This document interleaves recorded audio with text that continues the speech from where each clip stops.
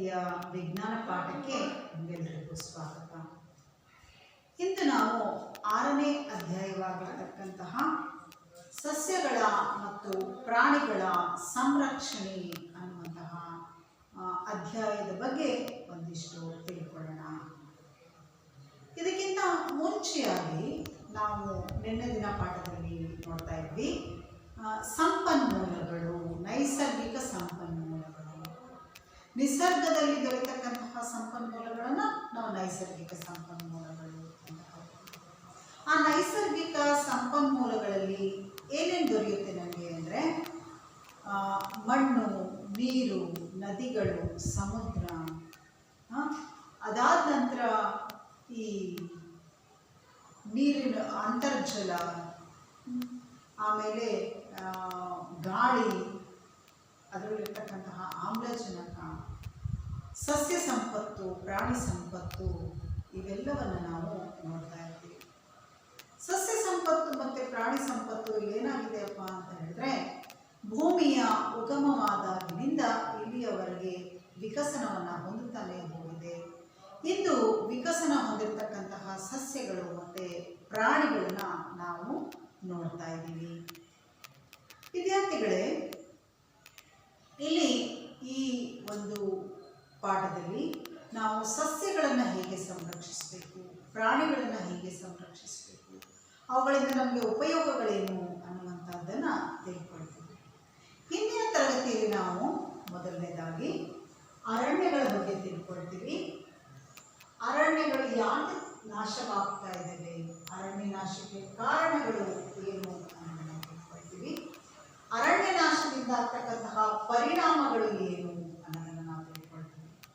ಅದೇ ರೀತಿಯಾಗಿ ಅರಣ್ಯ ಮತ್ತು ವನ್ಯಜೀವಿಗಳ ಸಂರಕ್ಷಣೆಯ ಬಗ್ಗೆನೂ ಕೂಡ ನಾವು ಇಂದು ಇಲ್ಲಿ ತಿಳ್ಕೊಳ್ತಾ ಇದ್ದೀವಿ. ವಿದ್ಯಾರ್ಥಿಗಳೇ, ಯಾವುದೇ ಒಂದು ದೇಶ ಸಂಪದ್ಭರಿತವಾಗಿದೆ ಅಂತ ಹೇಳಿದ್ರೆ ಆ ದೇಶದಲ್ಲಿ ಏನಪ್ಪ ಅಂದರೆ ಪ್ರಕೃತಿ ಸಂಪತ್ತು, ಖನಿಜ ಸಂಪತ್ತು ಹೇರಳವಾಗಿದ್ದಾಗ ಮಾತ್ರ ಆ ಒಂದು ದೇಶವನ್ನು ನಾವು ಸಂಪದ್ಭರಿತವಾಗಿರ್ತಕ್ಕಂತಹ ದೇಶ ಅಂತ ಹೇಳ್ತೀವಿ. ಹಾಗೆಯೇ ನಾವು ಇಡೀ ಒಂದು ಜೀವಿ ಕುಲವನ್ನು ನೋಡಿದಾಗ, ಒಂದು ಭೂಮಿಯನ್ನು ನೋಡಿದಾಗ, ಅಥವಾ ಎಲ್ಲ ಗ್ರಹಗಳನ್ನು ನೋಡಿದಾಗ ಭೂಮಿಯಲ್ಲಿ ಮಾತ್ರ ನಾವು ಜೀವಿಗಳನ್ನು ಕಾಣ್ತೀವಿ. ಈ ಜೀವಿಗಳು ಹೇಗಿದ್ದಾವೆ ಅಂತ ಹೇಳಿದ್ರೆ, ಒಂದು ಜೀವಿ ಇದ್ದಂಗೆ ಇನ್ನೊಂದು ಜೀವಿ ಇಲ್ಲ. ಇವು ಏನಾಗಿದ್ದಾವಪ್ಪ ಅಂದರೆ ಬೇರೆ ಬೇರೆಯಾಗಿದ್ದಾವೆ. ಸೊ ನಾವು ವಿವಿಧ ರೀತಿಯ ಪ್ರಾಣಿಗಳನ್ನು, ವಿವಿಧ ರೀತಿಯ ಸಸ್ಯಗಳನ್ನು ನೋಡ್ತೀವಿ, ಭೂಮಿಯ ಮೇಲೆ ನೋಡ್ತೀವಿ. ಯಾಕೆ ಹೀಗೆ ವಿವಿಧ ರೀತಿಯನ್ನು ನೋಡ್ತೀವಿ ಅಂತ ಹೇಳಿದ್ರೆ, ಅವುಗಳಿಗೆ ಕಷ್ಟ ಬಂದಾಗ ತಮ್ಮಲ್ಲಿ ತಾವು ಬದಲಾವಣೆಗಳನ್ನು ಮಾಡಿಕೊಂಡು, ಮಾರ್ಪಾಟನ್ನು ಮಾಡಿಕೊಂಡು ವಿಕಸನವನ್ನು ಹೊಂದುತ್ತಾ ವೈವಿಧ್ಯಮಯವಾಗಿದ್ದಾವೆ ಅಂತ ನೋಡ್ತೀವಿ. ಸೊ ಇಲ್ಲೇನಾಗುತ್ತೆ ಅಂತ ಹೇಳಿದ್ರೆ, ಇವುಗಳು ಇರ್ತಕ್ಕಂತಹದ್ದು ಒಂದು ಪ್ರದೇಶದಿಂದ ಇನ್ನೊಂದು ಪ್ರದೇಶಕ್ಕೆ ವ್ಯತ್ಯಾಸವನ್ನು ಹೊಂದಿದೆ. ಎಲ್ಲಿ ಹೆಚ್ಚಿನ ಮಳೆ ಬರ್ತಾ ಇರುತ್ತೋ ಮತ್ತು ಪ್ರದೇಶ ಸೂಕ್ತವಾಗಿರುತ್ತೋ ಅಲ್ಲಿ ಹೆಚ್ಚಿನ ಮರಗಳು ಬೆಳೀತವೆ. ಈಗ ಯಾವುದೇ ಒಂದು ಪ್ರದೇಶದಲ್ಲಿ ಹೇರಳವಾಗಿ ಸಸ್ಯ ಸಂಪತ್ತನ್ನು ನಾವು ನೋಡ್ತೀವಿ. ಎಲ್ಲಿ ಹೇರಳವಾಗಿ ಸಸ್ಯ ಸಂಪತ್ತು ಕಂಡುಬರುತ್ತೆ ಮತ್ತು ಆ ಸಸ್ಯ ಸಂಪತ್ತಿದ್ದಾಗ ನ್ಯಾಚುರಲಿ ಏನಾಗುತ್ತಪ್ಪ ಅಂತ ಹೇಳಿದ್ರೆ, ಪ್ರಾಣಿಗಳು ಕೂಡ ಅಲ್ಲಿ ವಾಸಿಸೋದಕ್ಕೆ ಪ್ರಾರಂಭವನ್ನು ಮಾಡ್ತವೆ. ಅಲ್ಲಿ ಪ್ರಾಣಿಗಳು ಆಹಾರವನ್ನು ದೊರೆಯೋದಕ್ಕೆ ಶುರು ಮಾಡೋದ್ರಿಂದ ಪ್ರಾಣಿಗಳ ಸಂಖ್ಯೆಯೂ ಕೂಡ ಜಾಸ್ತಿ ಆಗುತ್ತೆ. ಇಲ್ಲಿ ಹುಟ್ಟು ಸಾವು ಮತ್ತು ಒಂದು ಜೀವಿತ ಅವಧಿ ಮತ್ತು ಲೈಫ್ ಸೈಕಲ್ ಅಂತ ಏನು ಹೇಳ್ತೀವಿ, ಅದು ನಿರಂತರವಾಗಿ ನಡೀತಾನೆ ಇರುತ್ತೆ. ಈ ಅರಣ್ಯಗಳು ಅಂತ ಹೇಳಿದ್ರೆ, ಅರಣ್ಯಗಳಿಂದ ನಮಗೆ ಯಥೇಚ್ಛವಾದಂತಹ ಉಪಯೋಗ ಇದೆ. ಇಲ್ಲಿ ಮನುಷ್ಯನನ್ನು ನೋಡಿದ್ರೆ, ನಾವು ಭೂಮಿಯ ಉಗಮದಿಂದ ಮಾನವನ ಉಗಮವಾದಾಗಿನಿಂದ ನೋಡಿದ್ರೆ, ಮನುಷ್ಯ ಏನು ಮಾಡ್ತಿದ್ದಪ್ಪ ಅಂದರೆ ಒಂದು ಪ್ರದೇಶದಿಂದ ಇನ್ನೊಂದು ಪ್ರದೇಶಕ್ಕೆ ಆಹಾರವನ್ನು ಹುಡುಕ್ತಾ ಹೋಗ್ತಾ ಇದ್ದ. ಆಮೇಲೆ ಅವನಿಗೆ ಬುದ್ಧಿ ಬೆಳೆಯೋದಕ್ಕೆ ಪ್ರಾರಂಭ ಆದಮೇಲೆ, ಅವನು ವಿಕಸನವನ್ನು ಹೊಂದಿದ ಮೇಲೆ ತಾನು ತನ್ನ ಇರ್ತಕ್ಕಂತಹ ಪರಿಸರವನ್ನೇ ಅದನ್ನು ಮಾರ್ಪಾಟನ್ನು ಮಾಡಿಕೊಳ್ಬೇಕು. ಎಲ್ಲಿ ಅವನಿಗೆ ಯಥೇಚ್ಛವಾಗಿ ನೀರು ಸಿಗ್ತಾ ಇತ್ತು, ಎಲ್ಲ ಸೌಕರ್ಯಗಳು ಮೂಲಭೂತವಾದಂತಹ ಜೀವನಕ್ಕೆ ಅವಶ್ಯಕವಾದಂತಹ ಸೌಲಭ್ಯಗಳು ಎಲ್ಲಿ ಸಿಗೋದಕ್ಕೆ ಸಿಗ್ತಾ ಇತ್ತು, ಅವನೇನು ಮಾಡ್ದ, ಅಲ್ಲಿ ಅವನು ವಾಸವನ್ನು ಮಾಡೋದಕ್ಕೆ ಪ್ರಾರಂಭ ಮಾಡ್ದ. ಅಂದರೆ ಅಲೆಮಾರಿ ಬದುಕಿನಿಂದ ಅವನೇನು ಮಾಡ್ದ, ಒಂದು ವಾಸಕ್ಕೆ, ಒಂದು ಪ್ರದೇಶದಲ್ಲಿ ವಾಸ ಮಾಡೋದಕ್ಕೆ ಶುರು ಮಾಡಿದ. ಈ ರೀತಿ ಅವನು ವಾಸ ಮಾಡೋದಕ್ಕೆ ಶುರು ಮಾಡಿದಾಗ ಅಲ್ಲಿ ತಾನಿದ್ದಂತಹ ಪ್ರದೇಶದಲ್ಲಿ ಇದ್ದಂತಹ ಕಾಡನ್ನು, ಅರಣ್ಯವನ್ನು ಕಡಿಯೋದಕ್ಕೆ ಪ್ರಾರಂಭ ಮಾಡ್ತಾನೆ. ಕಡಿದು ಅಲ್ಲೇನು ಮಾಡ್ತಾನೆ, ತನಗೆ ಬೇಕಾದಂತಹ ಆಹಾರ ಪದಾರ್ಥಗಳನ್ನು ಬೆಳೆಯೋದಕ್ಕೆ ಪ್ರಾರಂಭ ಮಾಡ್ತಾನೆ. ಸೊ ಅಲ್ಲೇನಾಯಿತು, ಅರಣ್ಯವನ್ನು ಅವನು ನಾಶ ಮಾಡೋದಕ್ಕೆ ಪ್ರಾರಂಭ ಮಾಡ್ತಾನೆ. ಸೊ ಯಾವಾಗ ಅವನು ಅರಣ್ಯ ನಾಶವನ್ನು ಮಾಡೋದಕ್ಕೆ ಪ್ರಾರಂಭ ಮಾಡ್ತಾನೆ, ಅದರಿಂದ ನಾವು ಅನೇಕ ಪರಿಣಾಮಗಳನ್ನು, ಸ್ವಲ್ಪ ಅರಣ್ಯ ನಾಶ ಆದಾಗ ಯಾವುದೇ ಪರಿಣಾಮ ಉಂಟಾಗುವುದಿಲ್ಲ. ಆದರೆ ಮನುಷ್ಯನ ಒಂದು ಸಂಖ್ಯೆ ಹೆಚ್ಚಾಗ್ತಾ ಹೋದಂಗೆ ಅವನ ಅವಶ್ಯಕತೆಗಳು ಕೂಡ ಜಾಸ್ತಿ ಆಗ್ತಾ ಹೋಗ್ತವೆ. ಆಹಾರದ ಬೇಡಿಕೆ ಜಾಸ್ತಿ ಆಗ್ತಾ ಹೋಗ್ತದೆ. ಯಾವಾಗ ಆಹಾರದ ಜನಸಂಖ್ಯೆ ಜಾಸ್ತಿ ಆಗ್ತಿದ್ದಂಗೆ, ಆಹಾರದ ಬೇಡಿಕೆ ಜಾಸ್ತಿ ಆಗ್ತಿದ್ದಂಗೆ ಅವನೇನು ಮಾಡ್ತಾನೆ, ಹೆಚ್ಚು ಹೆಚ್ಚು ಅರಣ್ಯಗಳನ್ನು ಕಡಿತಾ ಹೋಗ್ತಾನೆ. ಆಮೇಲೆ ತನ್ನ ವಾಸಕ್ಕೋಸ್ಕರ ಮುಂಚೆ ಏನು ಮಾಡ್ತಿದ್ದ ಮನುಷ್ಯ, ಗುಹೆಗಳಲ್ಲಿ ವಾಸ ಮಾಡ್ತಾ ಇದ್ದ. ಆಮೇಲೆ ಅವನು ಒಂದು ನಾನು ನೈಸರ್ಗಿಕ ಒಂದು ಏನು ನಿಸರ್ಗದ ವಿಕೋಪಗಳೇನಿದ್ದಾವೆ ಅಥವಾ ನಿಸರ್ಗದಲ್ಲಿ ಉಂಟಾಗ್ತಕ್ಕಂಥ ಬದಲಾವಣೆಗಳೇನಿದ್ದಾವೆ, ಬಿಸಿಲು, ಮಳೆ, ಗಾಳಿ, ಈ ರೀತಿ ಏನು ಬದಲಾವಣೆಗಳಿಂದ ತನ್ನನ್ನು ತಾನು ರಕ್ಷಿಸ್ಕೊಳ್ಬೇಕು ಅಂತ ಹೇಳಿ ಅವನು ಮನೆಗಳನ್ನು ಕಟ್ಟೋದಕ್ಕೆ ಪ್ರಾರಂಭ ಮಾಡ್ತಾನೆ. ಮನೆಗಳನ್ನು ಕಟ್ಟೋದಕ್ಕೆ ಅವನು ಮರಗಳನ್ನು, ಕಿಟಕಿ ಬಾಗಿಲುಗಳಿಗೆ ಮರವನ್ನು ಬಳಸ್ಕೊಳ್ತಾನೆ. ಅಲ್ಲಿರ್ತಕ್ಕಂತಹ ಫರ್ನಿಚರ್ ಅಥವಾ ಆಸನ ವ್ಯವಸ್ಥೆಗಳಿಗೆ ಅವನು ಏನು ಮಾಡ್ತಾನಪ್ಪ ಅಂದರೆ ಪೀಠೋಪಕರಣಗಳು ಅಂತ ಹೇಳಿ ಕರಿತೀವಿ, ಇವುಗಳಿಗೆ ಅವನು ಮರಗಳನ್ನು ಬಳಸ್ತಾನೆ. ಆಮೇಲೆ ಆಹಾರ, ಮುಂಚೆ ಎಲ್ಲ ಹಸಿ ಆಹಾರವನ್ನು ತಿಂತಾ ಇದ್ದ, ಈಗ ಬೇಯಿಸುವಂತಹ ವಿಧಾನವನ್ನು ಕಂಡಿಡ್ತಾನೆ. ಉರುವಲಿಗಳಿಗಾಗಿ ಮರಗಳನ್ನು ಕಡಿತಾ ಹೋಗ್ತಾನೆ. ಸೊ ಈ ರೀತಿಯಾಗಿ ತನ್ನ ಅನೇಕ ನೀಡ್ಸ್ ಅಥವಾ ಅವಶ್ಯಕತೆಗಳಿಗಾಗಿ ಯಾವಾಗ ಮನುಷ್ಯ ಮರಗಳನ್ನು ಕಡಿತಾ ಹೋದ, ಅವುಗಳ ಸಂಖ್ಯೆ ದಿನದಿಂದ ದಿನಕ್ಕೆ ಕಡಿಮೆ ಆಗ್ತಾ ಹೋಯಿತು. ಆಗ ಮರಗಳ ಸಂಖ್ಯೆ ಕ್ಷೀಣಿಸ್ತಾ ಹೋಯಿತು. ಇದನ್ನು ನಾವೇನಂತ ಕರಿತೀವಿ, ಅರಣ್ಯ ನಾಶ ಅಂತ ಹೇಳಿ ಕರಿತೀವಿ. ಸೊ ಈ ಅರಣ್ಯ ನಾಶ ಅಂದರೆ ಏನು, ಅರಣ್ಯ ನಾಶದಿಂದ ಆಗ್ತಕ್ಕಂತಹ ಪರಿಣಾಮಗಳೇನು ಅಂತ ನಾವೀಗ ತಿಳಿದುಕೊಳ್ಳೋಣ. ಅರಣ್ಯ ನಾಶ ಅಂದರೆ ಏನು, ಅರಣ್ಯ ನಾಶದಿಂದ ಆಗುವಂತಹ, ಅರಣ್ಯ ನಾಶಕ್ಕೆ ಕಾರಣಗಳೇನು ಮತ್ತು ಅರಣ್ಯ ನಾಶದಿಂದ ಆಗ್ತಕ್ಕಂತಹ ಪರಿಣಾಮಗಳ ಬಗ್ಗೆ ನಾವೀಗ ತಿಳಿದುಕೊಳ್ಳೋಣ. ನಾನೀಗಾಗಲೇ ಹೇಳಿದೆ ನಿಮಗೆ, ಅರಣ್ಯಗಳಿಂದ ನಮಗೆ ಯಥೇಚ್ಛವಾದಂತಹ ಉಪಯೋಗಗಳಿದ್ದಾವೆ. ಆ ಉಪಯೋಗಗಳಿಗೋಸ್ಕರ ಮನುಷ್ಯ ಅರಣ್ಯಗಳಲ್ಲಿರ್ತಕ್ಕಂತಹ ಮರಗಳನ್ನು ಕಡಿತಾ ಹೋಗ್ತಾನೆ.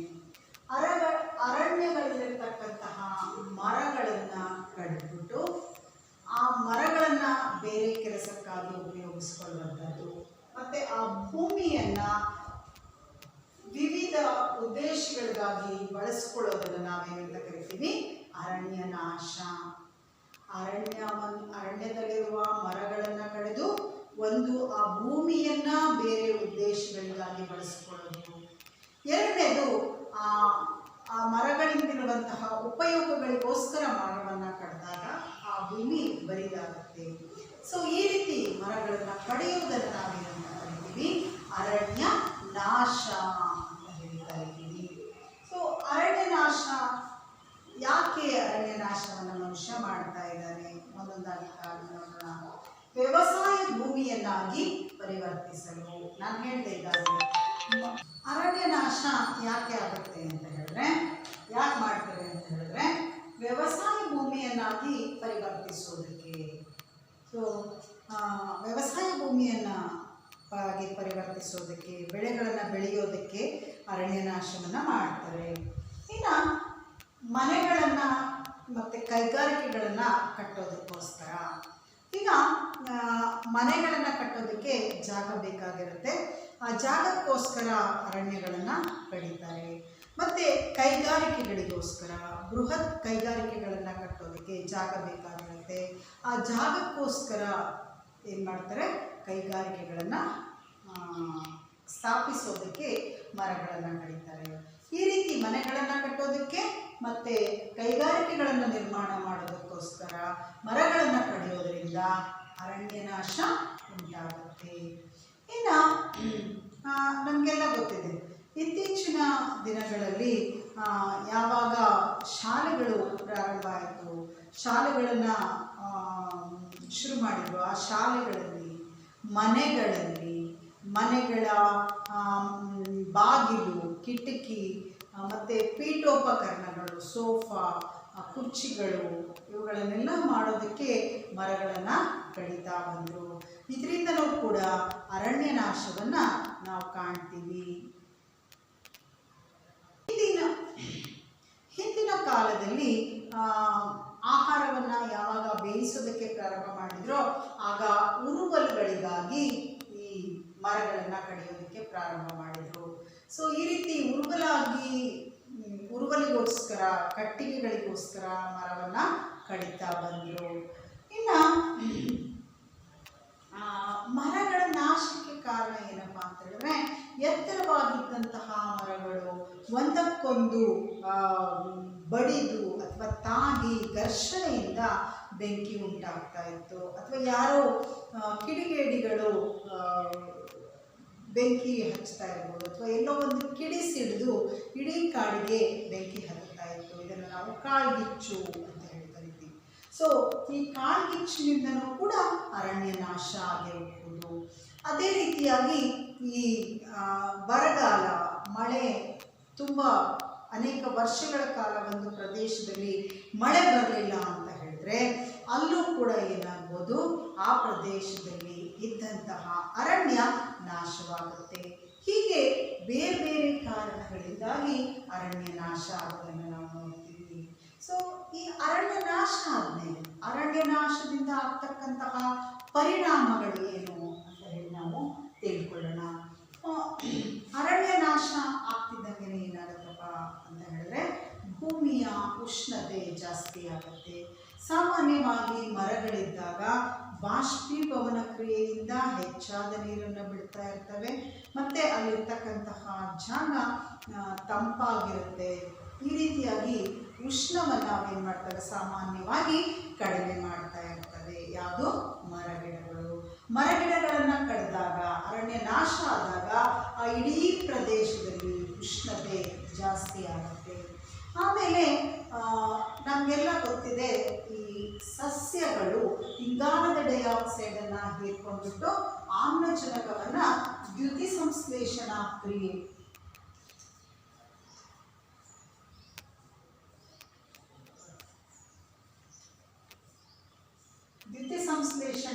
ನಡೆಸಬೇಕಾದ್ರೆ ಇಂಗಾಲದ ಡೈಆಕ್ಸೈಡನ್ನು ಹೀರ್ಕೊಳ್ತಾ ಇರ್ತವೆ. ಸೊ ಈ ಇಂಗಾಲದ ಡೈಆಕ್ಸೈಡ್ನ ಪ್ರಮಾಣ ಜಾಸ್ತಿ ಆಯಿತು ಅಂತ ಹೇಳಿದ್ರೆ ಅದು ಭೂಮಿಯ ಉಷ್ಣತೆಗೂ ಕೂಡ ಜಾಸ್ತಿ ಆಗುತ್ತೆ ಅನ್ನುವಂತಹ ಅಂಶ ಗೊತ್ತಾಗುತ್ತೆ.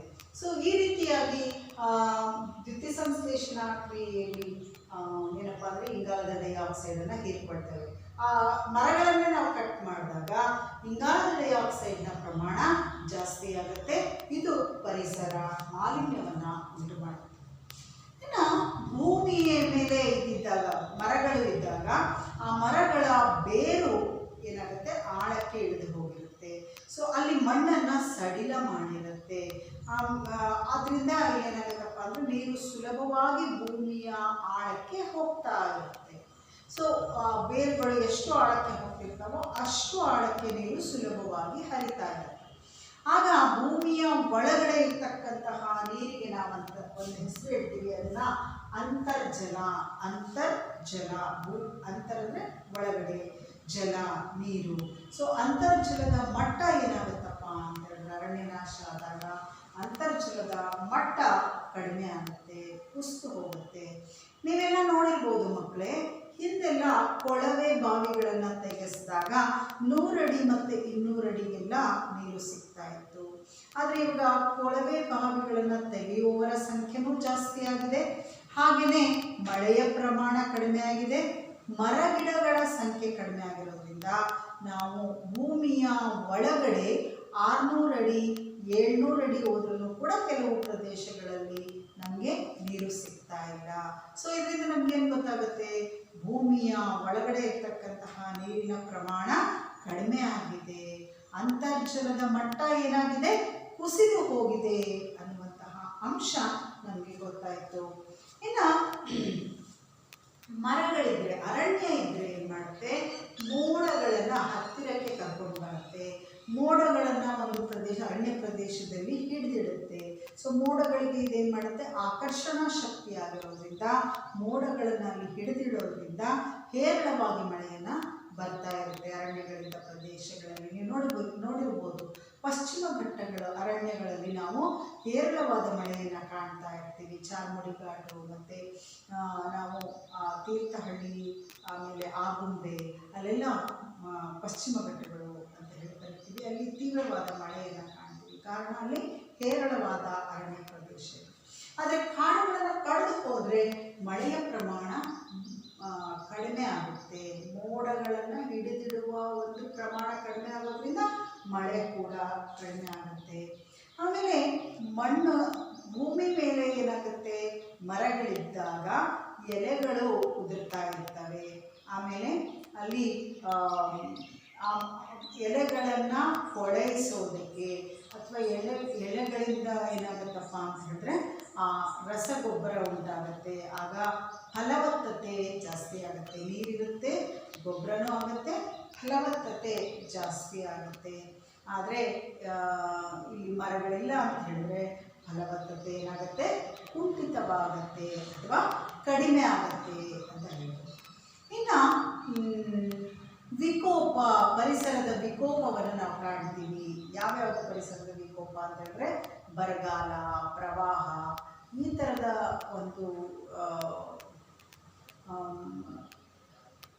ಒಂದು ಕ್ರಿಯೆಗಳನ್ನು, ಬರಗಾಲ ಉಂಟಾಗುತ್ತೆ. ಸೊ ಅಲ್ಲೇನಾಗುತ್ತೆ, ಮರಗಳು ಕಡಿಮೆ ಆದರೆ ನಮಗೆ ಬರಗಾಲ ಉಂಟಾಗುತ್ತೆ. ಅಥವಾ ನೀರನ್ನು ಹಿಡಿದಿಡಲ್ಲ ಅಂತ ಹೇಳಿದ್ರಲ್ಲಿ ಏನಾಗ್ಬೋದು, ನೀರು ಹರಿಯುವಿಕೆ ಉಂಟಾಗಿ ತಗ್ಗಾದ ಪ್ರದೇಶಕ್ಕೆ ನೀರು ಹರಿಯೋದ್ರಿಂದ ಅಲ್ಲಿ ಪ್ರವಾಹನೂ ಕೂಡ ಉಂಟಾಗ್ಬೋದು.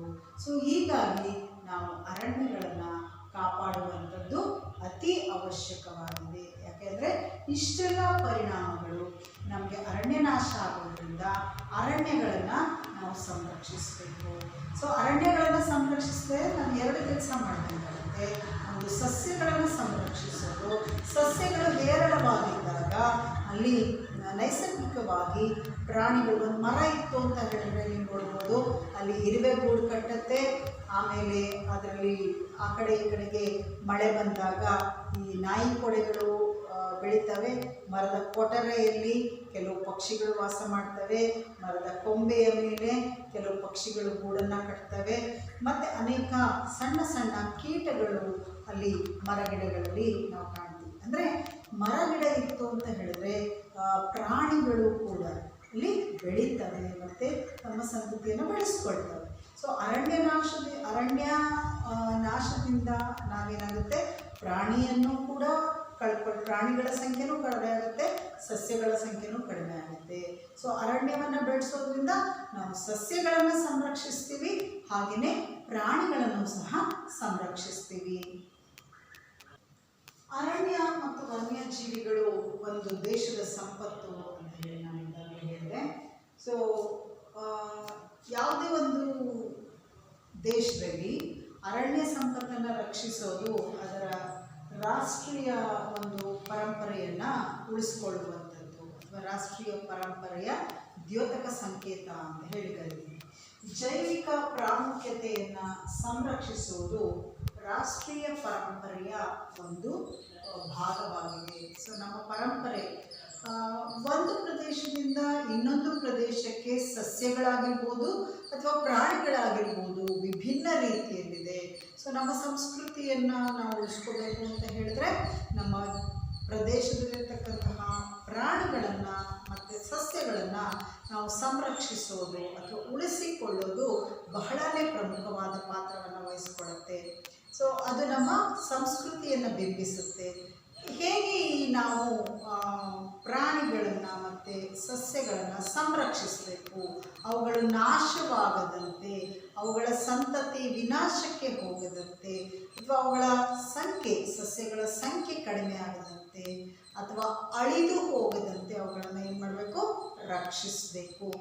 ಹಾಗಾದರೆ ಯಾರ್ಯಾರು ಇದಕ್ಕೆ ಭಾಜನರು ಅಥವಾ ಯಾರು ಈ ಕೆಲಸವನ್ನು ಮಾಡಬೇಕು ಅಂತ ಹೇಳಿದ್ರೆ, ಇದು ಪ್ರತಿಯೊಬ್ಬರ ಜವಾಬ್ದಾರಿನೂ ಕೂಡ ಆಗಿರುತ್ತೆ. ಹಾಗೆ ಸರ್ಕಾರದ ಜವಾಬ್ದಾರಿನೂ ಆಗಿರುತ್ತೆ. ಮೊದಲು ಏನಪ್ಪ, ಮನೆ ಗೆದ್ದು ಮಾರು ಗೆಲ್ಲು ಅಂತ ಹೇಳಿ, ಅಂದರೆ ಒಂದು ಮನೆಯಲ್ಲಿ ಮರ ಇತ್ತು ಅಂತ ಹೇಳಿದ್ರೆ ಊರಿನಲ್ಲಿ ಮರಗಳ ಸಂಖ್ಯೆ ಜಾಸ್ತಿ ಆಗುತ್ತೆ, ಹಾಗೆ ಆ ಪ್ರದೇಶದಲ್ಲಿ ಮರಗಳ ಸಂಖ್ಯೆ ಜಾಸ್ತಿ ಆಗುತ್ತೆ. ಸೊ ನಾವು ವೈಯಕ್ತಿಕ ಪ್ರಯತ್ನ, ಪ್ರತಿಯೊಬ್ಬರೂ ಕೂಡ ಈ ಅರಣ್ಯ ಸಂರಕ್ಷಣೆಯಲ್ಲಿ ಪ್ರಯತ್ನವನ್ನು ಮಾಡಬೇಕು. ಅಂದರೆ ಮರಗಳನ್ನು ಉರುವಲಿಗಾಗಿ ಕಡಿಯುವುದನ್ನು ಕಡಿಮೆ ಮಾಡಬೇಕು. ಅಂದರೆ ಒಂದಿಷ್ಟು ಪ್ರದೇಶದಲ್ಲಿ ಉರುವಲಿಗಾಗಿ ಅಂತ ಮರಗಳನ್ನು ಬೆಳೆಸ್ಕೋಬೇಕು, ಅರಣ್ಯದಲ್ಲಿ ಮರಗಳನ್ನು ಕಡಿಬಾರದು. ಅಥವಾ ಹಾಳಾಗಿರ್ತಕ್ಕಂತಹ ಬಿದ್ದಿರುವ ಒಣಗಿರುವ ಮರಗಳನ್ನು ಉರುವಲಿಗಾಗಿ ಬಳಸಬೇಕು ಒಂದಾದರೆ. ಎರಡನೇದು, ಮನೆಗೊಂದು ಮರ ಊರಿಗೊಂದು ವನ. ಸೊ ಪ್ರತಿಯೊಬ್ಬರು ಕೂಡ ನಾವು ಒಂದೊಂದು ಮರವನ್ನು ಮನೆಗೆ ಬೆಳೆಸಿದ್ದೆ ಆದರೆ ಅದು ಏನಾಗುತ್ತಪ್ಪ ಅಂತ ಹೇಳಿದ್ರೆ ಮರಗಳ ಸಂಖ್ಯೆ ಹೆಚ್ಚಿಗೆ ಆಗೋದಕ್ಕೆ ಕಾರಣ ಆಗುತ್ತೆ. ಅದೇ ರೀತಿಯಾಗಿ ಸಮಾಜದ ಪ್ರಯತ್ನ. ಈ ದಾರಿಯ ಅಕ್ಕಪಕ್ಕಗಳೆರಡರಲ್ಲೂ ಸಹ ಸಾಮಾನ್ಯವಾಗಿ ಮರಗಳನ್ನು ಹಾಕಿರ್ತಾರೆ. ಹೆದ್ದಾರಿಗಳಲ್ಲಿ ಮರಗಳನ್ನು ಹಾಕಿರ್ತಾರೆ. ರಾಷ್ಟ್ರೀಯ ಹೆದ್ದಾರಿ ಮತ್ತು ರಾಜ್ಯದ ಹೆದ್ದಾರಿಗಳಲ್ಲಿ ಮರಗಳನ್ನು ಹಾಕಿರ್ತಾರೆ. ಹಾಕಿರುವಾಗ ನಮ್ಮ ಊರಿನ ಅಕ್ಕಪಕ್ಕದಲ್ಲಿ ಆ ಮರಗಳನ್ನು ನೆಟ್ಟಿದ್ರೆ ನಾವು ಒಬ್ಬೊಬ್ಬರು ಒಂದೊಂದು ಮರ ಅಂತ ಹೇಳಿ ನಾವು ತಗೊಂಡು ವೈಯಕ್ತಿಕವಾಗಿ ಬೆಳೆಸುವಂಥದ್ದು. ಶಾಲೆ ಮತ್ತು ಕಾಲೇಜುಗಳಲ್ಲಿ ಮರಗಳನ್ನು ಬೆಳೆಸುವಂಥದ್ದು. ಈ ರೀತಿಯಾಗಿ ವೈಯಕ್ತಿಕ ಪ್ರಯತ್ನಗಳನ್ನು ಮಾಡಿದರೆ ನಾವು ಮರಗಳನ್ನು ಬೆಳೆಸ್ಬೋದು. ಅರಣ್ಯ ಅಂತಲೇ ಅಲ್ಲ, ಮರಗಳನ್ನು ಬೆಳೆಸೋದ್ರಿಂದ ನಮ್ಮ ಪರಿಸರವನ್ನು ಸ್ವಚ್ಛವಾಗಿಡ್ಬೋದು, ಮಳೆಯನ್ನು ತರಬಹುದು, ಬರಗಾಲವನ್ನು ಕಡಿಮೆ ಮಾಡ್ಬೋದು. ಸೊ ಪ್ರತಿಯೊಬ್ಬರು ಕೂಡ ಪ್ರಯತ್ನ ಮಾಡುವುದು ನಮ್ಮ ಆದ್ಯ ಕರ್ತವ್ಯ ಅಂತ ಹೇಳಿ ನಾನು ಹೇಳಲು ಬಯಸ್ತೀನಿ. ಮಕ್ಕಳೇ, ನೀವು ಕೂಡ ನಿಮ್ಮ ಮನೆಯಲ್ಲಿ ಮರಗಳನ್ನು ಬೆಳೆಸ್ತೀರಲ್ವಾ? ಈಗ ಮಳೆಗಾಲ ಇದೆ. ಸೊ ಮಳೆಗಾಲ ಇರೋದ್ರಿಂದ ನಿಮ್ಮ ಮನೆಯಲ್ಲಿ ಒಂದು ಮಾವಿನ ಮರನೋ ಅಥವಾ ಒಂದು ಪಪ್ಪಾಯ ಮರನೋ, ಹಲಸಿನ ಮರನೋ, ಈ ರೀತಿ ಬೇವಿನ ಮರನೋ ನಿಮ್ಮ ಮನೆಯಲ್ಲಿ ಬೆಳೆಸಬಹುದು. ಎಲ್ಲಿ ಆ ಮರ ಬೆಳೀಬಹುದು ಅಂಥ ಜಾಗಗಳಲ್ಲಿ ನೀವು ಮರಗಳನ್ನು ಬೆಳೆಸುವಂಥದ್ದು. ಶಾಲೆಗಳಲ್ಲಿ ಮರಗಳನ್ನು ಮಕ್ಕಳಿಗೆ ದತ್ತು ಕೊಡುವಂಥದ್ದು. ಈ ರೀತಿ ಈ ಮರ ನಿಂದು ಅಂತ ಹೇಳಿ ಆ ಮರಕ್ಕೆ ಅವನ ಹುಡುಗನ ಹೆಸರನ್ನು ಅಥವಾ ವಿದ್ಯಾರ್ಥಿಯ ಹೆಸರನ್ನು ಬರೆದು ಅವ್ರಿಗೆ ದತ್ತು ಕೊಟ್ಟು ಆ 3 ವರ್ಷ ಅವ್ರೇನು 8ನೇ ತರಗತಿಗೆ ಬರ್ತಾರೆ, 10ನೇ ತರಗತಿಗೆ ಹೋಗೋ ತನಕ ನೀನು ಇದರ ಜವಾಬ್ದಾರಿಯನ್ನು ತಗೋಬೇಕು ಅಂತ ಹೇಳಿಕೊಡುವಂಥದ್ದು. ಈ ರೀತಿ ಮಾಡಿದಾಗ ಅದನ್ನು ನಾವೇನಂತ ಕರಿತೀವಿ, ವೈಯಕ್ತಿಕ ಪ್ರಯತ್ನ. ಇನ್ನು ಸಮಾಜದ ಪ್ರಯತ್ನ, ಅಲ್ಲಿರ್ತಕ್ಕಂತಹ ಸಮಾಜ ಏನಿರುತ್ತೆ, ಮುಖಂಡರುಗಳೇನಿರ್ತಾರೆ, ಅಲ್ಲಿ ಊರಿನಲ್ಲಿ ದಾರಿಯ ಅಕ್ಕಪಕ್ಕದಲ್ಲಿ ಮರವನ್ನು ಬೆಳೆಸುವಂಥದ್ದು. ಅಥವಾ ಅವರ ಒಂದು ಏನು ಊರಿನ ಪಕ್ಕದಲ್ಲಿ ಜಾಗ ಇದ್ದರೆ ಅಲ್ಲಿ ಮರಗಳನ್ನು ಬೆಳೆಸುವಂತಹದ್ದನ್ನು ಮಾಡಬಹುದು. ಅಲ್ಲಿ ಅಕಸ್ಮಾತ್ ಏನಾದರೂ ಕಾಡಿನ ಪ್ರದೇಶ ಇದರಲ್ಲಿ ಮರಗಳನ್ನು ಕಡಿಯುವುದನ್ನು ಅವರು ತಡೆಗಟ್ಟುವುದನ್ನು ಮಾಡಬಹುದು. ಇನ್ನು ಸರ್ಕಾರಿ ಸಂಸ್ಥೆಗಳು, ಸರ್ಕಾರೇತರ ಸಂಸ್ಥೆಗಳು ಸಹಿತ ಈ ನಿಟ್ಟಿನಲ್ಲಿ ಪ್ರಯತ್ನವನ್ನು ಮಾಡ್ತಿದ್ದಾವೆ, ಮಾಡುವಂಥದ್ದು. ಸೊ ಫಾರೆಸ್ಟ್ ಡಿಪಾರ್ಟ್ಮೆಂಟು, ಆಮೇಲೆ ಅನೇಕ ನಾನ್ ಗೌರ್ನಮೆಂಟಲ್ NGOs ಅಂತ ಏನು ಕರಿತೀವಿ, ಸರ್ಕಾರೇತರ ಸಂಸ್ಥೆಗಳು ಸಹಿತ ಈಗ ಈ ಮರಗಿಡಗಳನ್ನು ನೆಡೋದಕ್ಕೆ ಮತ್ತು ಪ್ರಾಣಿಗಳನ್ನು ಸಂರಕ್ಷಿಸೋದಕ್ಕೆ ನಾವು ಪ್ರಯತ್ನವನ್ನು ಮಾಡ್ತಾ ಇದ್ದೀವಿ. ದಾವಣಗೆರೆಯಲ್ಲಿರ್ತಕ್ಕಂತಹ ಕರುಣಾ ಜೀವ ಕಲ್ಯಾಣ ಟ್ರಸ್ಟ್ ಅನ್ನುವಂತಹ ಒಂದು ಸಂಸ್ಥೆ ನೋಡಿದ್ದೀವಿ, ಮರಗಳನ್ನು ನೆಡುವಂತಹ ಕೆಲಸ, ರಸ್ತೆಯ ಬದಿಯಲ್ಲಿ ಮರಗಳನ್ನು ನೆಡುವಂಥದ್ದು. ಆಮೇಲೆ ಪ್ರಾಣಿಗಳು, ಪಕ್ಷಿಗಳಿಗೆ ಬೇಸಿಗೆ ಕಾಲದಲ್ಲಿ ನೀರು ಸಿಗೋದಿಲ್ಲ, ಅವರು ಅದಕ್ಕೋಸ್ಕರ ತೆಂಗಿನ ಚಿಪ್ಪಿನಲ್ಲಿ ನೀರು ಹಾಕುವಂಥದ್ದು. ನಾವು ಕೂಡ ನಮ್ಮ ಶಾಲೆಯಲ್ಲಿ ಮಕ್ಕಳಿಗೆ ಇದನ್ನು ಮಾಡಿಸಿದ್ದೀವಿ. ಏನಪ್ಪ ಅಂತ ಹೇಳಿದ್ರೆ, ತೆಂಗಿನ ಚಿಪ್ಪಲ್ಲಿ ತೂತನ್ನು ಮಾಡಿ ಅದಕ್ಕೆ ನೀರು ಹಾಕಿ ಅವರ ಮನೆ ಹತ್ರ ಅದನ್ನು ಕಟ್ಟುವಂಥದ್ದು. ಯಾವುದಾದ್ರೂ ಪಕ್ಷಿಗಳು ಬಾಯಾರಿಕೆ ಆದಾಗ ನೀರು ಕುಡಿದು ಹೋಗೋದಕ್ಕೆ ಇದು ಸಹಾಯ ಆಗುತ್ತೆ. ಮತ್ತು ಆ ಟ್ರಸ್ಟ್ನವರೇ ತೊಟ್ಟಿಗಳನ್ನು, ಸಿಮೆಂಟಿನ ತೊಟ್ಟಿಗಳನ್ನು ಮಾಡಿ ಅಲ್ಲಲ್ಲಿ ನೀರನ್ನು ಹಾಕುವಂಥದ್ದು. ಬೀದಿ ಬದಿಯಲ್ಲಿರ್ತಕ್ಕಂತಹ ನಾಯಿಗಳು ಅಥವಾ ಯಾವುದೇ ಪ್ರಾಣಿಗಳಿಗೆ ಬಾಯಾರಿಕೆ ಆದಾಗ ಬೇಸಿಗೆ ಸಮಯದಲ್ಲಿ ಅವಕ್ಕೆಲ್ಲೂ ನೀರು ಸಿಗೋದಿಲ್ಲ, ಸೊ ಅವಕ್ಕೆ ನೀರನ್ನು ಕೊಡುವಂತಹ ಪ್ರಯತ್ನ. ಸೊ ಹೀಗೆ ಅರಣ್ಯ ಮತ್ತು ವನ್ಯಜೀವಿಗಳನ್ನು ಸಂರಕ್ಷಣೆ ಅಷ್ಟೇ ಅಲ್ಲ, ನಮ್ಮ ಊರಿನಲ್ಲಿರ್ತಕ್ಕಂತಹ ನಮ್ಮ ಬದುಕಿಗೆ ನಾವೆಲ್ಲಿರ್ತೀವೋ ಅಲ್ಲಿರ್ತಕ್ಕಂತಹ ಜೀವಿಗಳನ್ನು ರಕ್ಷಿಸೋದು ಕೂಡ ನಮ್ಮೆಲ್ಲರ ಕರ್ತವ್ಯ ಆಗಿದೆ. ಸೊ ಅವುಗಳನ್ನು ರಕ್ಷಿಸೋದಕ್ಕೆ ನಾವು ವಿದ್ಯಾರ್ಥಿಗಳೇ ಈ ರೀತಿ ನಿಮ್ಮ ಮನೆಯಲ್ಲಿರ್ತಕ್ಕಂತಹ ಚಿಪ್ಪನ್ನು, ಬಳಸದೇ ಇರತಕ್ಕಂತಹ ಪ್ಲಾಸ್ಟಿಕ್ ಬೌಲ್ನಲ್ಲಿ ಬೇಸಿಗೆ ಕಾಲದಲ್ಲಿ ನೀರನ್ನು ಹಾಕಿ ಮರಗಳಲ್ಲಿ ಕಟ್ಟುವಂತಹ ಕೆಲಸವನ್ನು ನೀವು ಮಾಡಬಹುದು. ಸೊ ಇದರಿಂದ ಕಾಗೆ, ಗುಬ್ಬಿ ಮತ್ತು ಇನ್ನಿತರ ಪಕ್ಷಿಗಳು ನೀರನ್ನು ಪಡೆದುಕೊಳ್ತವೆ. ನೀರು ಖಾಲಿ ಆದಮೇಲೆ ಮತ್ತೆ ನೀರನ್ನು ಹಾಕಿದರೆ ಅಲ್ಲಿ ಅವಕ್ಕೆ ನೀರು ಕೊಡುವಂತಹ ಪ್ರಯತ್ನ ನಮ್ಮದಾಗತ್ತೆ. ಸೊ ಮಾಡ್ತೀರಲ್ವ ಮಕ್ಕಳೇ? ನೀವೆಲ್ಲ ಮಾಡ್ತೀರಾ ಅಂತ ನಾನು ಅಂದ್ಕೊಂಡಿದ್ದೀನಿ. ಇನ್ನು ಸರ್ಕಾರ ಅನೇಕ ಕೆಲಸವನ್ನು ಮಾಡುತ್ತೆ, ನಿಯಮಗಳನ್ನು ಮಾಡಿದೆ. ಏನು ನಿಯಮಗಳು ಅಂತ ಹೇಳಿದ್ರೆ, ಯಾವುದೇ ಒಂದು ಪ್ರಾಣಿಯನ್ನು ಕೊಲ್ಲೋ ಹಾಗಿಲ್ಲ, ಗೊತ್ತಾದರೆ ಅದಕ್ಕೆ ಶಿಕ್ಷೆ ಇದೆ. ಸೊ ನೀವು ನೋಡಿರ್ಬೋದು ಸಲ್ಮಾನ್ ಖಾನ್ನ ವಿಷಯ. ಸಲ್ಮಾನ್ ಖಾನ್ ಹಿಂದಿ ಫಿಲಮ್ ಇಂಡಸ್ಟ್ರಿಯಲ್ಲಿ ಕೆಲಸ ಮಾಡ್ತಕ್ಕಂತಹ ಒಬ್ಬ ನಾಯಕ ನಟ. ಸೊ ಆತ ಬೇಟೆಯಾಡೋಕ್ಕೆ ಹೋದಾಗ ಅಲ್ಲಿ ಒಂದು ಜಿಂಕೆಯನ್ನು ಬೇಟೆಯಾಡಿ ಅವರು ಆ ಜಿಂಕೆ ಸತ್ತು ಹೋಗುತ್ತೆ. ಈಗ 10-12 ವರ್ಷಗಳಿಂದ ಆತನ ಮೇಲೆ ಕೇಸ್ ನಡೀತಾ ಇದೆ. ಆತ ಕೋರ್ಟಿಗೆ ಅಲ್ದಾಡ್ತಾ ಇದ್ದಾನೆ. ಬಹುಶಃ ನೀವೆಲ್ಲರೂ ನ್ಯೂಸ್ ನೋಡ್ತಾ ಇದ್ರೆ ಈ ಅಂಶ ಗೊತ್ತಾಗುತ್ತೆ. ಅಂದರೆ ಯಾರೇ ವ್ಯಕ್ತಿ ಆಗಿರ್ಬೋದು, ಅವನು ಎಷ್ಟೇ ಪ್ರಸಿದ್ಧಿ ಆಗಿರ್ಬೋದು, ಅವನು ಈ ವನ್ಯಜೀವಿಗಳನ್ನು ಕೊಂದರೆ ಅವನಿಗೆ ಉಳಿಗಾಲ ಇಲ್ಲ, ಕೊಲ್ಲಬಾರ್ದು, ಕೊಂದರೆ ಅದು ಶಿಕ್ಷಾರ್ಹ ಅನ್ನುವಂತಹ ಅಂಶ ನಮಗೆಲ್ಲರಿಗೂ ಗೊತ್ತಿದೆ.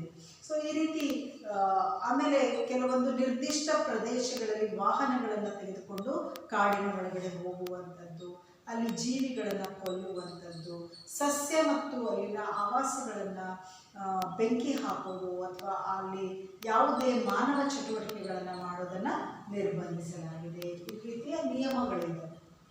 ಇನ್ನು ವಿಧಾನಗಳು ಏನಪ್ಪ, ನಾವು ನೀವೆಲ್ಲರೂ ಕೂಡ ಶಾಲೆಯಲ್ಲಿ ವನ ಮಹೋತ್ಸವವನ್ನು ಆಚರಿಸ್ತೀವಿ, ಗಿಡಗಳನ್ನು ನೆಡ್ತೀವಿ. ಪ್ರತಿ ವರ್ಷ ಮಳೆಗಾಲದಲ್ಲಿ ವನ ಮಹೋತ್ಸವವನ್ನು ಆಚರಿಸ್ತೀವಿ. ಮತ್ತು ಪರಿಸರ ದಿನಾಚರಣೆ ಜೂನ್ 5ರಂದು ಪರಿಸರ ದಿನಾಚರಣೆಯನ್ನು ನಾವೆಲ್ಲರೂ ಕೂಡ ಆಚರಿಸ್ತೀವಿ. ವಿದ್ಯಾರ್ಥಿಗಳೇ, ನೀವು ಕೂಡ ನಿಮ್ಮ ಮನೆಗಳಲ್ಲಿ ಗಿಡಗಳನ್ನು ನೆಡುವಂತಹ ಕೆಲಸವನ್ನು ಮಾಡಿ. ನೀತಿಗಳನ್ನು ಸರ್ಕಾರ ತಂದಿದೆ. ಇನ್ನು ವನ್ಯಜೀವಿ ಧಾಮಗಳು, ಅವುಗಳ ಎಲ್ಲಿರ್ತಾವೋ ಅವುಗಳ ಆವಾಸಕ್ಕೆ ಧಕ್ಕೆಯಾಗದಂತೆ ವನ್ಯಜೀವಿಗಳು ಮತ್ತು ಸಸ್ಯಗಳು ಮತ್ತು ವನ್ಯಜೀವಿಗಳನ್ನು ಸಂರಕ್ಷಿಸೋದು, ಅವುಗಳ ಆವಾಸಕ್ಕೆ ಧಕ್ಕೆಯಾಗದಂತೆ ಪ್ರಾಣಿಗಳನ್ನು ಮತ್ತು ಸಸ್ಯಗಳನ್ನು ಕಾಪಾಡೋದಕ್ಕೆ ನಾವೇನಂತ ಕರಿತೀವಿ, ವನ್ಯಜೀವಿ ಧಾಮ. ಇನ್ನು ಉದ್ಯಾನವನಗಳು ಅಂತ ಹೇಳಿದ್ರೆ ಮಾನವ ನಿರ್ಮಿತ ಉದ್ಯಾನವನಗಳಾಗಿರ್ಬೋದು. ಅಲ್ಲಿ ಸಸ್ಯಗಳನ್ನು ಬೆಳೆಸುವಂಥದ್ದು, ಅಲ್ಲಿ ಪ್ರಾಣಿಗಳನ್ನು ಒಂದು ಪಂಜರದಲ್ಲಿ ಇಡ್ತಕ್ಕಂಥದ್ದು, ಝೂ ಅಂತ ಏನು ಕರಿತೀವಿ, ಪ್ರಾಣಿ ಸಂಗ್ರಹಾಲಯ ಆಗಿರ್ಬೋದು. ಸೊ ಅಲ್ಲಿ ಸಂರಕ್ಷಿಸಿ ಇಡುವಂಥದ್ದು. ಇನ್ನು ರಾಷ್ಟ್ರೀಯ ಉದ್ಯಾನವನ, ಅವುಗಳು ಸ್ವತಂತ್ರವಾಗಿ ಓಡಾಡಿ ತಮ್ಮ ಪರಿಸರದಲ್ಲಿ ಸ್ವತಂತ್ರವಾಗಿ ಓಡಾಡಿ ತಮ್ಮ ಜೀವನವನ್ನು ನಡೆಸಲು ಸಾರ್ಥಕವಾಗುವಂತೆ ಆ ಸ್ಥಳವನ್ನು ಕಾಪಾಡುವಂಥದ್ದು. ಅವುಗಳಿಗೆ ಯಾವುದೇ ಒಂದು ಇದಿಲ್ಲ, ಏನು ರೆಸ್ಟ್ರಿಕ್ಷನ್ ಇಲ್ಲ ಅಥವಾ ನಿರ್ಬಂಧತೆ ಇಲ್ಲ. ಅವು ಸ್ವೇಚ್ಛಕರವಾಗಿ ತಮಗೆ ಇಷ್ಟ ಬಂದಂತೆ ನೈಸರ್ಗಿಕವಾಗಿ ಓಡಾಡಿ ತಮ್ಮ ಜೀವನವನ್ನು ನಡೆಸೋದಕ್ಕೆ ಬೇಕಾಗಿರ್ತಕ್ಕಂಥ ಜಾಗವನ್ನು ನಾವೇನಂತ ಕರಿತೀವಿ, ರಾಷ್ಟ್ರೀಯ ಉದ್ಯಾನವನ. ನಾಗರಹೊಳೆ ರಾಷ್ಟ್ರೀಯ ಉದ್ಯಾನವನ, ಬಂಡೀಪುರ ರಾಷ್ಟ್ರೀಯ ಉದ್ಯಾನವನ ನೀವೆಲ್ಲರೂ ಕೇಳಿರ್ತೀರ ಮಕ್ಕಳೇ ಸಾಮಾನ್ಯವಾಗಿ. ಅದೇ ರೀತಿ ಈ ರಾಷ್ಟ್ರೀಯ ಉದ್ಯಾನವನಕ್ಕೆ ನೀವು ಭೇಟಿ ಕೊಡ್ಬೋದು. ಬೆಂಗಳೂರು ಹತ್ತಿರ ಇರ್ತಕ್ಕಂತಹ ಬಂಡೀಪುರಕ್ಕೆ ಹೋಗ್ಬೋದು. ಮತ್ತು ಮತ್ತು ರಾಷ್ಟ್ರೀಯ ಉದ್ಯಾನವನಗಳಿಗೆ ನೀವು ಭೇಟಿಯನ್ನು ಕೊಡ್ಬೋದು. ನಿರ್ದಿಷ್ಟ ಫೀಸ್ ಇರುತ್ತೆ, ಅದನ್ನು ಕಟ್ಟಿ ನೀವು ಪ್ರವೇಶವನ್ನು ಪಡೆದುಬಿಟ್ಟು ಅದನ್ನು ನೋಡ್ಕೊಂಡು ಬರ್ಬೋದು. ಅಲ್ಲಿ ಯಾವುದೇ ಒಂದು ಹಾನಿಯನ್ನು ಉಂಟು ಮಾಡುವಂಗಿಲ್ಲ. ಇನ್ನು ಮೀಸಲು ಜೀವಿಗೋಳ ರಕ್ಷಿತ, ಮೀಸಲು ರಕ್ಷಿತ ಜೀವಿಗೋಳ, ಮೀಸಲು ರಕ್ಷಿತ ಜೀವಿಗೋಳ ಏನಂದರೆ ಅಂತ ಹೇಳಿದ್ರೆ ಬುಡಕಟ್ಟು ಜನಾಂಗದವರನ್ನು ರಕ್ಷಿಸೋದಕ್ಕೆ. ನಾವೆಲ್ಲ ಇಷ್ಟೆಲ್ಲ ಅಭಿವೃದ್ಧಿ ಹೊಂದಿದ್ರೂ ಕೂಡ ಕಾಡಿನಲ್ಲಿ ವಾಸ ಮಾಡ್ತಕ್ಕಂತಹ ಕೆಲವು ಜೀವಿಗಳು, ಉದಾಹರಣೆಗೆ ಮೈಸೂರು ಹತ್ತಿರ ಇರ್ತಕ್ಕಂತಹ ಕಾಡಿನಲ್ಲಿ ವಾಸ ಮಾಡ್ತಕ್ಕಂತಹ ಸಿದ್ಧಿ ಜನಾಂಗ ಅಂತ ಕರಿತೀವಿ. ಸೊ ಆ ಬುಡಕಟ್ಟು ಪ್ರದೇಶದವರನ್ನು ರಕ್ಷಿಸೋದಕ್ಕೋಸ್ಕರ ಅಲ್ಲಿ ಮೀಸಲು ಪ್ರದೇಶದಲ್ಲಿ ಪ್ರಾಣಿ ಮತ್ತು ಅಂದರೆ ಯಾಕೆಂದರೆ ಆ ಜನರು ಆ ಕಾಡಿಂದಲೇ ತಮ್ಮ ಜೀವನವನ್ನು ನಡೆಸ್ತಾ ಇರ್ತಾರೆ. ಜೇನುಕುರುಬರು ಮತ್ತು ಕಾಡು ಕುರುಬರು ಇವರನ್ನು ನೀವು ಕೇಳಿರ್ಬೋದು. ಸೊ ಅವರು ಕೂಡ ಕಾಡಿನಲ್ಲೇ ವಾಸ ಮಾಡ್ತಾ ಇರ್ತಾರೆ. ಅಲ್ಲಿರ್ತಕ್ಕಂತಹ ಪ್ರಾಣಿ ಮತ್ತು ಸಸ್ಯಗಳಿಂದ ಅವರು ಆಹಾರವನ್ನು ಪಡಿತಾ ಇರ್ತಾರೆ, ತಮ್ಮ ಜೀವನವನ್ನು ನಡೆಸ್ತಾ ಇರ್ತಾರೆ. ಸೊ ಮೀಸಲು ರಕ್ಷಿತ ಜೀವಿಗೋಳ. ಸೊ ಈ ಬುಡಕಟ್ಟು ಜನಾಂಗದವರನ್ನು ರಕ್ಷಿಸೋದಕ್ಕೋಸ್ಕರನೇ ಒಂದು ಪ್ರದೇಶದಲ್ಲಿ ಯಾವುದೇ ಒಂದು ಹಾನಿ ಇಲ್ಲದೆ ಆ ಪ್ರದೇಶದಲ್ಲಿರ್ತಕ್ಕಂತಹ ಸಸ್ಯವರ್ಗವನ್ನು ಮತ್ತು ಪ್ರಾಣಿ ವರ್ಗವನ್ನು ಕಾಪಾಡುವಂಥದ್ದನ್ನು ನಾವೇನಂತ ಕರಿತೀವಿ, ಮೀಸಲು ಜೀವಿಗೋಳ, ಮೀಸಲು ರಕ್ಷಿತ ಜೀವಿಗೋಳ ಅಂತ ಹೇಳಿ ಕರಿತೀವಿ. ಸೊ ಈ ರೀತಿ ಮಾಡೋದ್ರಿಂದ ನಾವೇನು ಮಾಡ್ಬೋದು, ಅರಣ್ಯ